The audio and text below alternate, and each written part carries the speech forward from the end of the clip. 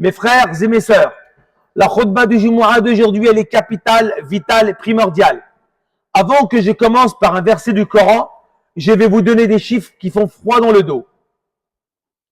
Il y a une journée dans le monde, comme beaucoup de journées dans le monde, qu'on appelle des journées mondiales, qui s'appelle la journée mondiale des solitudes, le 23 janvier.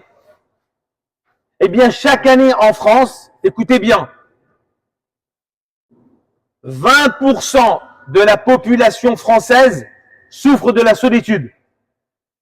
Presque 13 millions de personnes qui souffrent de la solitude. Écoutez bien, c'est pas Fermini. 52% des gens qui habitent les grandes villes, écoutez bien, ne parlent pas à leurs voisins. 52% des gens des grandes villes ne parlent pas à leurs voisins. C'est pas fini. 23% des gens ne connaissent pas le prénom de leurs voisins de palmier. C'est normal ou c'est pas normal? C'est pas normal. La normalité, c'est la religion de l'islam. L'islam est venu ramener tout ce qui est normal. Mais c'est pas normal qu'en 2024, tu connais pas le prénom de ton voisin. 20 ans, 25 ans, tu montes l'escalier, tu montes l'ascenseur, tenez la porte. Ni bonjour, à peine bonjour. On se connaît même pas. Mes frères, nous allons voir dans cette khutbah ce que Allah a dit. Donc le Coran, le prophète sallallahu alayhi wa sallam, l'islam. C'est parti. Surat Nisa, chapitre 4, les femmes, surat médinoise, verset 36.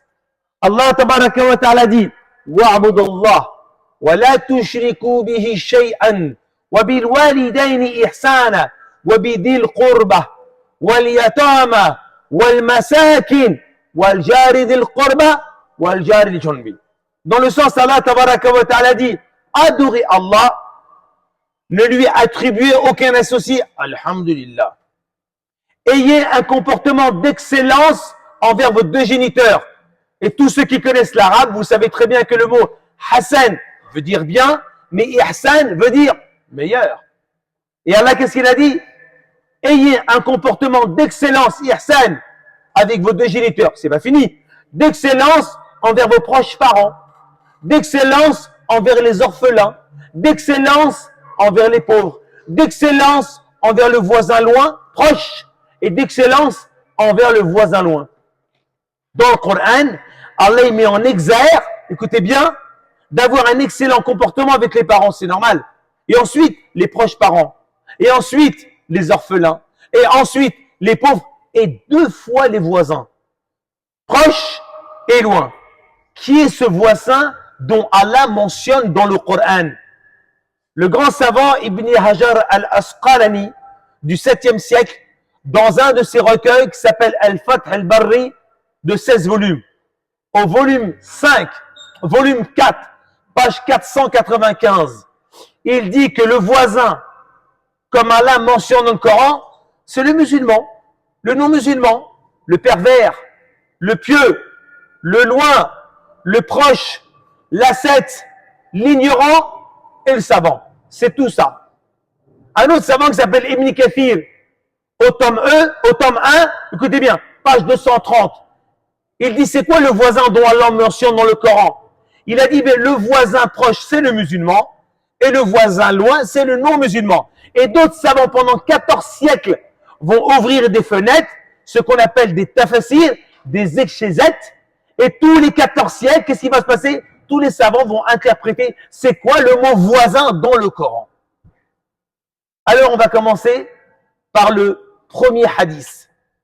Écoutez bien, dans le recueil de l'imam Tirmidhi, tome 5, page 441, hadith 2305, authentifié par les muhaddithoun, selon Abu Hurairah radiyallahu anhu, qui dit que le prophète Mohammed sallallahu alayhi wa sallam invita les compagnons à la mosquée. Il leur fait un appel d'offres. Il leur dit qui veut apprendre ces paroles de moi pour les mettre en pratique ou les transmettre à quelqu'un afin qu'il puisse les mettre en pratique. À 2 solutions, 2 propositions. Qui veut apprendre ces paroles de moi pour les mettre en pratique ou les transmettre à quelqu'un afin qu'il puisse les mettre en pratique. Personne n'a levé la main, sauf le narrateur, Abu Huraira. Il lève sa main. Et le prophète lui dit, viens, approche-toi de moi, devant tout le monde. Il lui prend la main. Il dit, tu te mets à côté de moi et on regarde tout le monde. Et le prophète va s'adresser à tous les musulmans. Il va leur dire, taqi al-maharima, takunu a'bad an-nas. Warda bima qassama Allahu laka, takunu aghna an-nas. Wa ahsan ila jarika, takunu mu'minan. Wa habba lin-nas ma tuhibbu li nafsika, takunu musliman. Wa la takthiru ad-dhahika, fa inna kathrata ad-dhahika tumitu al-qalb. Je traduis. Le prophète alayhi salatu wa sallam dit quoi? Protège-toi des interdits d'Allah, tu seras l'homme le plus pieux de la terre. 2. Contente-toi de ce que Allah t'a donné, tu seras l'homme le plus riche de la terre. 3. Aie un bon comportement avec tes voisins, tu seras un vrai croyant. 4. Aime pour les gens. Il a dit les nas, il n'a pas dit les frères ou les musulmans. Aime pour les gens ce que tu aimes pour toi-même, tu seras un vrai musulman. Et n'exagère pas dans le rire, car l'exagération du rire amortit le cœur. On se rend compte dans ce hadith magnifique que le prophète alayhi salatu salam a mis l'importance du voisinage avec quoi? La croyance. Tu seras un véritable croyant. Et pour cela, nous allons appuyer avec un autre hadith. Écoutez bien, dans le tome 5, écoutez bien, 2640, dans le recueil de l'imam al-Bukhari, le prophète alayhi salatu salam, l'homme, écoutez bien, l'homme de confiance, Mohammed Amin, quelqu'un qui tient sa parole, il va s'adresser aux compagnons qui sont musulmans, qui craignent Allah, plus que vous et moi. Le top, les Sahaba. Il va s'adresser à eux, il va jurer. Pourquoi le prophète va jurer? Vous savez que si quelqu'un aujourd'hui, il veut transmettre une information auprès de personnages, et il veut franchement que les gens croient en lui, vous savez ce qu'il va faire? Il va prendre 50 personnes comme témoins pour assurer que j'ai une parole. C'est ça. Eh bien, le prophète, alayhi salatu wa salam, il va jurer. Et pourquoi nous on jure en islam? On jure, on prend Allah comme témoin. C'est pas 20 personnes, c'est le créateur de toutes les personnes, du début jusqu'à la fin du monde. Il va jurer 3 fois devant les compagnons. C'est pour ça qu'il faut faire très attention quand tu jures. Parce que tu ne prends pas 4 personnes qui vont témoigner. Tu prends Allah comme témoin. Il va jurer 3 fois devant tout le monde. Wallahi la yu'minu. Une deuxième fois. Wallahi la yu'minu. Une troisième fois. Wallahi la yu'minu. Je jure par Allah, vous n'êtes pas des croyants. Les Sahaba, ils regardent le prophète comme ça. Wallahi, je jure par Allah que vous n'êtes pas des croyants. Waouh. Et je jure une troisième fois devant Allah, vous n'êtes pas des croyants. Je jure et je jure. Les compagnons sont en panique. Non, on ne panique pas aujourd'hui. Jurer aujourd'hui, c'est rien du tout pour nous. C'est catastrophique. Les compagnons vont dire, Man ya Rasulullah, qui donc n'est pas croyant? On fait le pèlerinage, on jeûne, on part avec en campagne. Il va répondre, Alladhi la ya'man jarahu bawa'iqahu. Celui dont son voisin n'est pas à l'abri de ses méfaits. Il n'est pas croyant 3 fois, il va jurer, il va poser sur la table votre croyance. Il n'est pas croyant 3 fois, je jure par Allah, celui dont son voisin n'est pas à l'abri de ses méfaits. Exemple, tu es chez toi, tu habites au rez-de-chaussée, ta femme et tes enfants. Le soir, vous vous mettez sur le lit pour dormir tous ensemble dans les chambres, mais tu as décidé ce soir d'ouvrir la porte de ton appartement en grand et toutes tes fenêtres en grand. Tu dors tranquille? Oh, tu dors pas tranquille. Tu as peur que des voleurs arrivent, violent ta femme, kidnappent tes enfants et te cambriolent. Tu n'es pas tranquille. Seulement, mais tu es tranquille quand la porte est fermée. Les fenêtres sont fermées. Wallah, tu dors tranquille.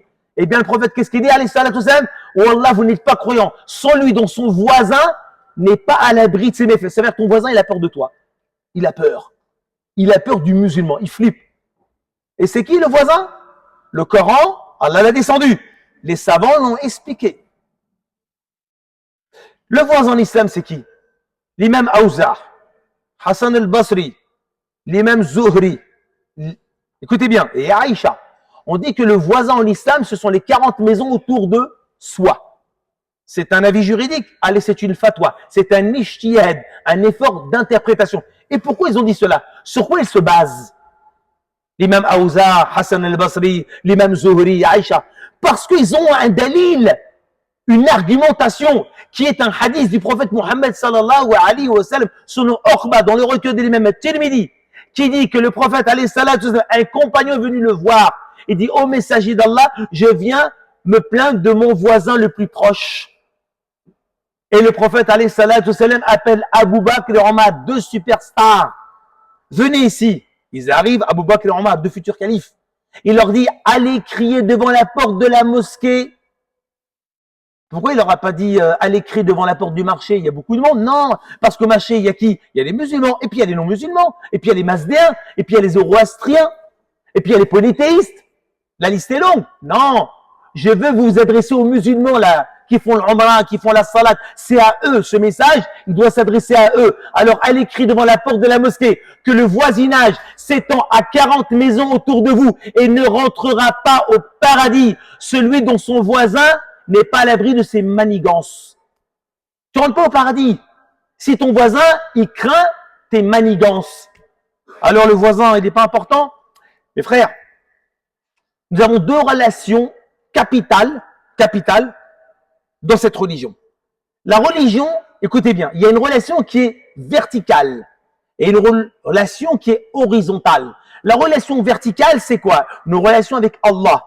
Relation intime, prière, d'accord? Zikr, dua, invocation, évocation. Nos relations intimes, ça s'appelle les relations verticales. Mais il y a des relations qui sont des relations horizontales. Qui sont quoi? Avec les créatures du Créateur. Les verticales, c'est avec le Créateur. Les horizontales, c'est avec les créatures du Créateur. Mu'amalat, mu'asharat, akhlaqiyat, tes relations avec ta femme, tes enfants, dans le commerce, dans l'échange, dans le voisinage. Écoutez bien, 36 246 dans le recueil de l'imam Ahmad ibn Hanbal, authentifié par les muhadithun. Selon Abdallah ibn Amr ibn Asr, qui dit qu'un jour, les compagnons étaient dans la mosquée, dans la cour. Le prophète alayhi salam s'approche d'eux. Il a dit, de quoi parlez-vous? Au messager d'Allah, nous sommes en train d'évoquer une femme qui vient de mourir. Ah bon? Et qui est cette femme? Cette femme-là, c'est une femme qui prie la nuit en su des prières obligatoires. Elle nous dépasse. Et elle jeûnait en su, écoutez bien, des jeûnes obligatoires. Elle nous dépasse. C'est une bombe, quoi. Relation verticale. Et le prophète va poser une question. Elle fait mal. Ouh là là là là, elle fait mal. C'est pour ça que le prophète, dans le recueil des médiqués, écoutez bien, les premiers conflits qui seront arrivés devant Allah, ce quoi? Ce seront les conflits de voisinage. Alors le prophète lui dit aux compagnons, c'est bien, super, c'est magnifique. Maintenant, comment était-elle avec ses voisins? Au messager d'Allah, nous avons appris que c'est une peste. C'est une femme exécrable. Elle fait du tort à ses voisins et carrément ses voisins sont contents de son départ. Vous êtes prêts à écouter la réponse? Le prophète leur dit, la khayra fiha hiya finnar. Point de bien en elle, elle est où? Elle est en enfer. Alors qu'elle jeûne plus que vous et moi. Elle prie la nuit plus que vous, elle est en enfer. Ça ne suffit pas les relations avec le Créateur. Eh oui, il y a aussi les relations avec les créatures du Créateur. Et il continue à discuter. De quoi parlez-vous? Une autre femme est décédée. Qui est cette femme? C'est une femme, écoutez bien, le prophète dit, les compagnons disent, c'est une femme qui prie normalement, comme tout le monde. Elle jeûnait normalement, comme tout le monde. Et le prophète dit, comment était-elle avec ses voisins? Ils vont dire, c'est une femme tellement généreuse qui donnait du fromage à ses voisins que ses voisins sont contents d'elle. Et elle est morte. Et le prophète dit, quant à elle, elle est au paradis. Alors le voisinage, c'est pas important? Le Coran en parle. Le créateur de l'univers en parle. Les savants en ont parlé, surtout le messager d'Allah qui en a parlé. Regardez bien la suite. Adab al-Mufrad de l'imam al-Bukhari, d'après Ibn Abbas au hadith 112. Kafsh al-Sitar de l'imam al-Bazzar. Regardez ce hadith, il donne la chair de poule. Méditez bien, il est court, mais méditez bien. Concentrez-vous les frères. Le prophète alayhi salatu salam a dit, Ma amanabi, ne crois pas en moi. Oh, alors c'était la croyance sur Allah. Ma amanabi. Man bata shab'an wa jaru ila junbihi jai'an wa ya'lamu bi. Le prophète alayhi salam dit, ne crois pas en moi, celui qui dort le soir rassasié, le ventre plein, et qui laisse son voisin junbi à côté de lui, et il est tout courant qu'il a faim. Ne crois pas en moi. Le prophète, il a remis la croyance en lui. Au début, c'est la croyance en Allah. Vous êtes prêts pour la croyance au jour du jugement? À la fin de la khutbah, on va dire, attendez, on ne croit plus en Allah, on ne croit plus au prophète, on ne croit plus au jugement. Mais oui, pourquoi? Parce que le voisin, il est capital dans l'islam. Alors que nous, aujourd'hui, mes frères, il y a 3 types de croyants. Écoutez bien, je vous donne le hadith. Il y a 3 types de croyants minimum. Le premier croyant pieux, c'est celui qui va à la mosquée, qui prie toutes ses prières, qui jeûne, machallah, lundi, jeudi, qui rate pas ses doigts. Ça, c'est la première image de l'homme pieux. Le deuxième homme pieux, c'est l'image de celui qui vient à la mosquée le vendredi, il mange halal, il rigole pas, il est scrupuleux surtout, il se gare sur les bateaux, des entrées des parkings, que le monde crève, j'en ai que faire, ce qui compte, j'ai attends, mange-moi. Et le troisième pieux, c'est celui qui vient à la mosquée et qui a peur de désobéir à Allah en faisant du tort aux créatures d'Allah. Alors voici ce hadith. Dans le recueil de l'imam Al-Bukhari, 6018. Dans le recueil de l'imam Muslim, 68. Selon Abu Hurairah radiyallahu anhu, où le prophète sallallahu alayhi wa sallam dit Man kana yuminu billahi wal yawm al-akhir falyaqul al-khayr aw liyasmut. ومن كان يؤمن بالله واليوم الآخر فيكرم جاره ومن كان يؤمن بالله واليوم الآخر فيكرم ضيفه. Hadith. Le prophète alayhi salat dit celui qui croit en Allah et au jour du jugement, qui dise du bien ou qui se taise. Ya Allah. Aujourd'hui, les champions, les numéros 1 au monde de tous les réseaux sociaux, Snap, Insta, TikTok, dans la calomnie, dans la médisance, c'est les musulmans. On a gagné la médaille d'or de la calomnie. T'es qu'un égaré, et toi t'es qu'un égaré, et toi qu'un ignorant. Celui qui croit en Allah au jour du jugement, qui disait bien, faut qu'il se taise. Mes frères, c'est la croyance au jour du jugement. Hein. Il a posé sur la table. Tu crois au jour du jugement? Tu parles pas. Silence. 2. Et celui qui croit en Allah et au jour du jugement, qui soit généreux avec son voisin. Et 3. Celui qui croit en Allah et au jour du jugement, qui soit hospitalier avec son hôte. Alors le voisinage, c'est pas important? C'est le mois du Ramadan. Eh oui, mes frères. Et le Ramadan, il y a 780 millions de musulmans dans le monde qui font le tarawih. Il n'y a aucun rassemblement qui se passe comme ça sur cette terre, sur cette planète. Et il n'y en aura pas. Personne ne peut nous dépasser. C'est la volonté d'Allah. 2. C'est le mois où le monde entier savent qu'on jeûne. Bah, ça dure un mois, c'est logique. 3. C'est l'occasion de faire montrer au monde entier cette belle religion. Donc, ce n'est pas la peine de faire des vidéos, ni des reportages, ni de donner des livres à tes voisins. Il n'y a pas mieux que de faire comme le messager d'Allah. Alors, écoutez bien. On va commencer dans le recueil de l'imam, écoutez bien. L'imam al-Muslim et l'imam al-Bukhari, au hadith 1030. Dans le Muslim, 1030. Où un jour, Abdullah ibn Amr ibn As, en compagnie, rentre chez lui. Il rentre dans son enclos. Il prend une petite bête. Il la sacrifie. Il la dépece. Il la donne à son épouse. Elle la prépare. Il lui dit, as-tu donné de la viande à l'autre voisin? Il se répète. As-tu donné de la viande à l'autre voisin? 3e fois. Il se répète. As-tu donné de la viande à l'autre voisin? Sa femme, elle n'est pas sourde. Mais eux, ils imitent le messager d'Allah. Le prophète, il se répétait 3 fois. Et ils aiment bien l'imiter. Très bien. Elle dit, c'est bon.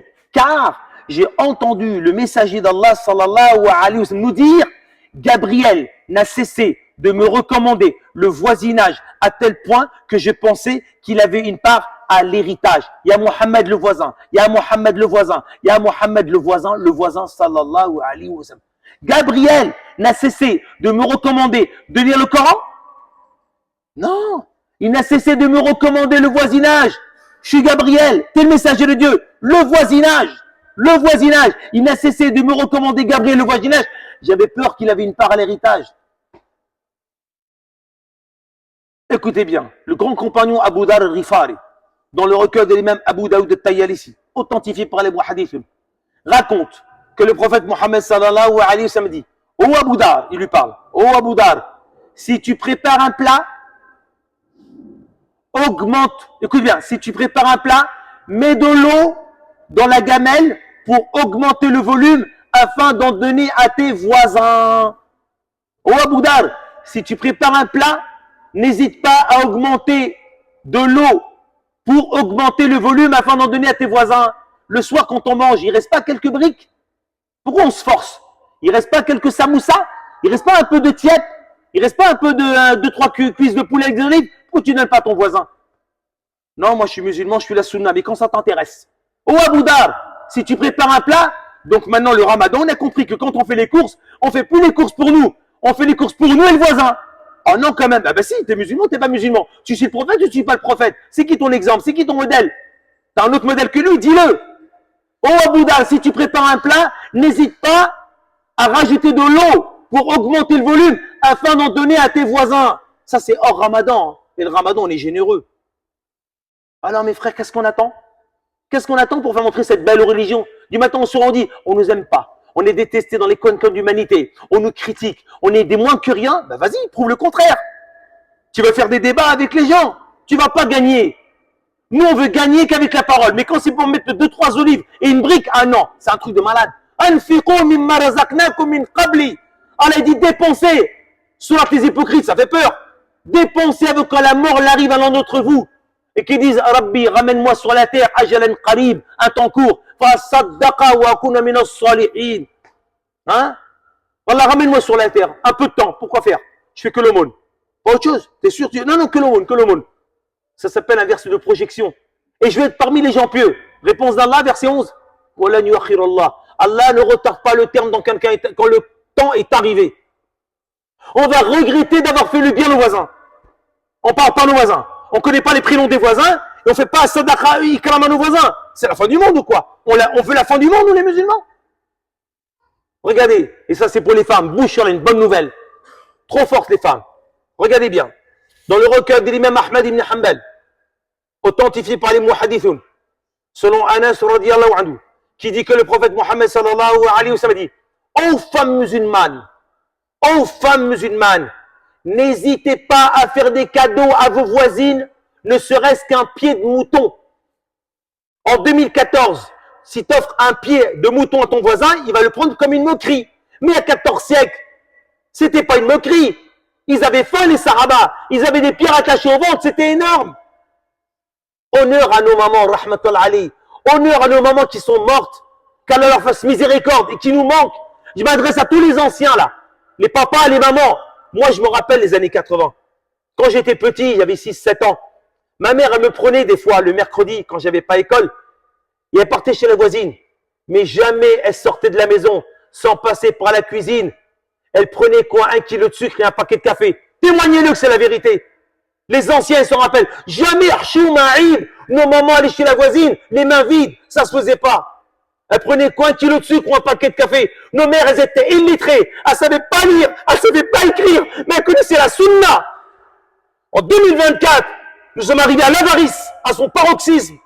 Nos mères illettrées, ni lire ni écrire. Chouma, on n'arrive pas chez la voisine sans ramener quelque chose. Et nous aujourd'hui, nos mères, elles étaient plus attachées à la sunna que nous. Ah nous, on est des cracks, hein. Ah, moi je prends des cours, ah oui, je suis bon là, j'ai tous les dalils, j'ai tawhid, ce que tu veux. T'as rien du tout. Tant que tu pratiques pas, t'es loin d'Allah. Alors mes chers frères, c'est l'occasion jamais de faire montrer cette belle religion. C'est l'occasion. Et il y a des histoires, mes frères, qui vont mal au cœur. Pour terminer, je fais la deuxième partie. Subhanakallah bihamdik nashhadu an la ilaha illa anta astaghfiruka wa atubu ilayk. J'ai pas d'heure, j'ai pas de montre, j'ai rien. T'as une montre, 2 secondes, j'ai pas l'heure. Barakallahu fikum. Quelle récompense. Ok. Bismillahirrahmanirrahim. Nahmaduhu wa nusalli ala rasulil karim sallallahu alayhi wa sallam. J'ai fait une conférence dans une mosquée à 200 km, je dirais pas la ville, c'est normal. Une mosquée énorme, hein, 3000 personnes. Je rentre dans la salle, immense. D'abord, avant d'entrer dans la salle de prière, il y avait un grand hall, puis il y avait des affiches, des annonces de la mosquée, des informations. Je m'approche, je vois une feuille A4 accrochée avec la photo d'une Renault Espace. Un avis du tribunal. Un avis du tribunal. Comme quoi le voisin a porté plainte contre la mosquée. Je dis, c'est quoi ça? Les musulmans disent, ouais, c'est le voisin, tous les vendredis, c'est pareil. Il y a toujours une voiture d'un musulman qui se gare sur le bateau des voisins et c'est un papy, il va avec sa femme, ils vont chez le médecin et à chaque fois c'est la même chose, ben, ils ont porté plainte. J'ai vu le directeur et l'imam dans le bureau, je leur ai dit, c'est dur ce qui vous arrive quand même. qu'est-ce que vous en pensez si moi j'ai une proposition, il y a une pâtisserie à côté, j'achète un fraisier, vous ne le payez pas, je prends un fraisier, on va chez le voisin, on lui offre, puis on essaie de trouver un arrangement labiable quand même, qui retire sa plainte quand même, Marchoum, c'est la mosquée. Vous savez ce qu'ils m'ont dit? Lui a mis de la vie. On va se rabaisser, nous, nahnou. Ils n'ont pas dit ça, on va se rabaisser, mais ils ont dit négatif. Ok, c'est pas grave. Moi, j'ai fait ce que j'ai fait pour pouvoir essayer de arranger à l'amiable. Vous savez quoi? J'ai appris 2 mois après qu'ils ont perdu au tribunal. Ah, ça, c'est la vraie Archouma. L'Archouma, une mosquée condamnée par le voisin. Et nous, qu'est-ce qu'on dit? C'est pas moi. C'est pas moi, c'est pas moi. Mais on a une Oumma, quand même, tu fais partie d'une Oumma. Donc, quand quelqu'un de la Oumma est touché, bah, t'es touché. C'est vrai ou c'est pas vrai? Quelqu'un m'a dit la semaine dernière, là, une information de Belgique. Il y a une mosquée en Belgique où il y a un papy qui a l'habitude d'amener sa femme chez le médecin. Et c'est pareil, le vendredi, il y a toujours une voiture. Sa femme, elle a fait une crise cardiaque. Elle a appelé les pompiers parce qu'il devait emmener sa voiture. Mais les pompiers, devant qu'ils arrivent, mon frère, le vendredi, elle est morte. Sa femme. Le tribunal, vous savez quoi? Il a fermé la mosquée. Voilà, on rigole pas. Alors, c'est qui les voisins? C'est qui les voisins? On va donner 2 histoires pour terminer. On monte en arrière. 237. À l'époque de Tabi'in. Mohammed ibn Sal, Abdullah et Tustari de la ville de Tustar. Très grand savant. Il est chez lui, à Koufa. Et cette histoire, c'est bien pour ceux qui veulent partir de la France, ceux qui veulent immigrer. Peut-être c'est une argumentation pour réfléchir à 2 fois. Très bien. Lui, c'est un musulman, c'est un savant. Il est chez lui. Il a un voisin, c'est un Mazdéen. Vous savez, c'est quoi un Mazdéen? Un Mazdéen, c'est quelqu'un qui adore le dieu Mazda. Ils adorent aujourd'hui encore le dieu Mazda. Ils sont dans une région du monde et cherchez vous-même. Ils adorent le feu, le dieu Mazda. Et son voisin, c'est un Mazdéen. Donc un polythéiste. Et lui, c'est un musulman. Très bien. Et vous savez quoi? Des jours et des mois. Le voisinage, parce qu'il n'y a pas les eaux pluviales et les eaux usées. Donc ça fait septique. Et comme vous savez, les murs, c'est pas du parpaing. Eh bien, les excréments et l'urine traversent le mur. Et ça rentre dans sa maison. Et sa maison, c'est pas du carrelage, hein, c'est du sable. Hein, parce que les tapis vont arriver au 6e siècle. Très bien. Tous les jours, il débarrasse les saletés et l'urine de son voisin. Et il dit rien. Qu'est-ce qu'on fera en 2024? Si on n'a pas de qualité, c'est la guerre. Si on a des qualités, c'est le commissariat. Vous savez ce qu'il a fait? Il n'a rien dit. Et tous les jours, il nettoyait. Pourquoi? Parce qu'il a un objectif qu'on n'a pas. Il a un objectif qu'on n'a pas. Nous, on aime bien créer les problèmes. Quand il y en a, le but, c'est d'éteindre les problèmes. C'est ça. Alors, regardez ce qui va se passer. Il commence à être malade. Il est vieux. Il va taper chez son voisin. Il ouvre la porte. Vous me connaissez? Vous êtes mon voisin. Je voudrais vous inviter chez moi à boire quelque chose. Waouh! Ton voisin qui te fait la misère. Très bien. Il rentre, le Mazdéen. Il l'invite, il boit, il lui dit voilà, je suis malade, je suis votre voisin, voilà ce qui se passe depuis tant d'années. Et j'ai mes héritiers qui m'ont récupéré la maison et j'ai peur qu'ils rentrent en conflit avec vous, qu'ils ne supportent pas ce que j'ai supporté. Le Mazdéen, il dit comment ça? Ça fait des mois que ça rentre chez vous, vous dites rien. Moi, je supporte, mais j'ai peur que ceux qui vont hériter la maison ne l'acceptent pas et j'ai peur qu'ils rentrent en conflit avec vous, que vous ayez des problèmes. Allahu Akbar. Vous savez ce qu'il a dit le Mazdéen? Tends-moi ta main. Je témoigne qu'il n'a de Dieu qu'Allah unique et que Mohammed est le messager d'Allah. On est prêt à ça? Jamais de la vie, mon frère. Jamais. Est-ce que tu es prêt à supporter les excréments de ton voisin et tu te dis en contrepartie, c'est possible, il y a une susceptibilité qu'il devienne musulman? Non, je ne prends pas de risque. On te propose que ton voisin, il va te faire du mal, mais il est possible qu'il se convertisse dans 6 mois. Ni 6 mois, ni un jour, je ne veux pas. Vous voyez? On veut vivre seul sur la terre. Deuxième histoire. Le grand savant, l'imam Abu Hanifa de l'an 87. Plus bas. Il est chez lui, il est à Koufa. Écoutez bien. Son voisin, tous les jours, il fait du bruit. Il boit de l'alcool et il chante. Et Abu Hanifa ne dit rien. C'est un savant, il est respecté, il a des élèves. Il est connu à Koufa, le juge, le gouverneur. Tout le monde connaît l'imam Abu Hanifa. Il aurait pu faire une doua, on ne sait pas si elle passe, ou il aurait pu demander aux autorités. Non. Il a un objectif qu'on n'a pas. Très bien, ça a duré des mois et des mois. Et à force, la chanson, il écoute le refrain. Vous savez, c'est quoi le refrain? Où est l'époque où les voisins étaient des ennemis, où l'époque où les voisins étaient des amis, et quand ils étaient en détresse, on venait à leur secours. Il se rappelait de cette chanson. Un soir, pas de musique, pas de bruit. Il était inquiet. Non, on ne serait pas inquiet. On aurait dit, Barakallahu fik, imam, pour la doua que tu as fait, viens manger un couscous à la maison. Non. Le lendemain matin, il va taper chez son voisin. Salam alaikum madame, qu'est-ce qui se passe? Je suis inquiet, hier soir il n'y avait pas de bruit. Il n'y avait pas de cri. Oui, effectivement, mon mari a été arrêté par les autorités et le gouverneur l'a mis au cachot parce qu'il a des dettes. Il a dit quoi, Abu Hanifa? Allahu Akbar, dua mustajab? Non, non, non, non, non. On est à une autre époque, mes frères. Vous savez ce qu'il a fait? Écoutez bien, il va chez le juge. Quand il arrive chez le juge, il pose sa monture. Il dit, vous me connaissez? Tu es le grand savant, l'imam Abu Hanifa. Tiens, voici cette bourse. Je paye les dettes de mon voisin. Ça passe pas en 2024. Soit l'imam Abu Hanifa, il est fou, ou soit nous, on est vraiment à des années-lumière d'Allah. Mais l'imam Abu Hanifa n'est pas fou. Tiens, je paye les dettes de mon voisin. Allahu Akbar, mais c'est qui ces gens-là? C'est qui? Musulmans qui ont compris. Ils ne sont pas dans l'individualisme. Regardez bien, alors qu'il aurait pu déménager, il aurait pu partir. Il paye les dettes de son voisin. Très bien. Il sort, il monte sur sa monture, il est dehors. Pourquoi, à votre avis? Il attend le voisin. Le voisin, il est libéré du cachot. Il va voir le juge. Qui m'a libéré? C'est ton voisin, l'imam Abu Hanifa, qui a payé ta dette. Allahu Akbar. Il sort dehors, l'imam Abu Hanifa, il dit, viens ici.